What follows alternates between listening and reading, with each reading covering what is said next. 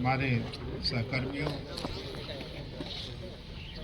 तमाम बाहर से आए हुए हमारे अतिथिगण, आज भारत के 75वें गणतंत्र दिवस पे आप सबको ढेर सारी शुभकामनाएं, बधाई।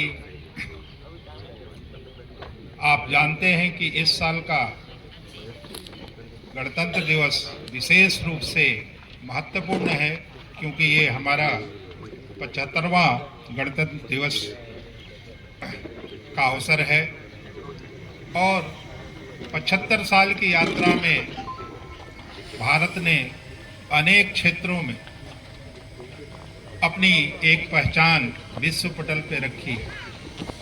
उसी तरह से ये जो दिवस है, ये ऐसा नहीं कि 1950 को ही 26 जनवरी को हम सेलिब्रेट करते रहे हैं, मनाते रहे हैं, उसको याद करते रहे। ये इसके पहले से ही इस दिवस को एक संपूर्ण स्वराज्य, संपूर्ण गणतंत्र के लिए इसके पहले से भी मनाया जाता रहा है, जिसका एक बहुत बड़ा इतिहास है।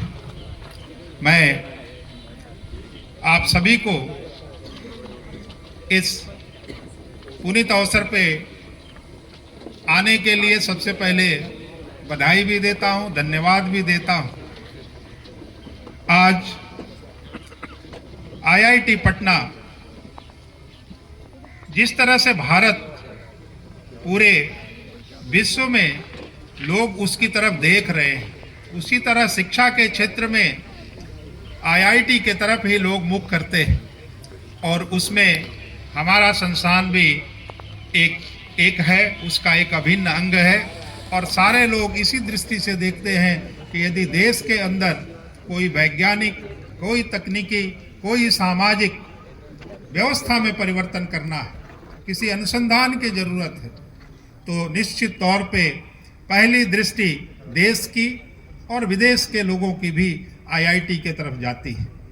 तो आपको गौरवान्वित होना चाहिए ऐसे संस्थान के सदस्य के रूप में, और अपनी जिम्मेवारियों को हमें आगे बढ़ाने का जो अवसर मिला है, उसको निश्चित तौर पे मन, वचन और कर्म तीनों से एकता रखनी चाहिए और उसमें समग्रता होनी चाहिए। समन्वय स्थापित करके हमें आगे बढ़ना है। जिस तरह से देश के अंदर 3 स्तंभ हैं, न्यायपालिका, कार्यपालिका और विधायिका, उसी तरह हमारे संस्थान में भी 3 अभिन्न अंग हैं। पहले विद्यार्थी, शिक्षक और यहाँ के कर्मचारी।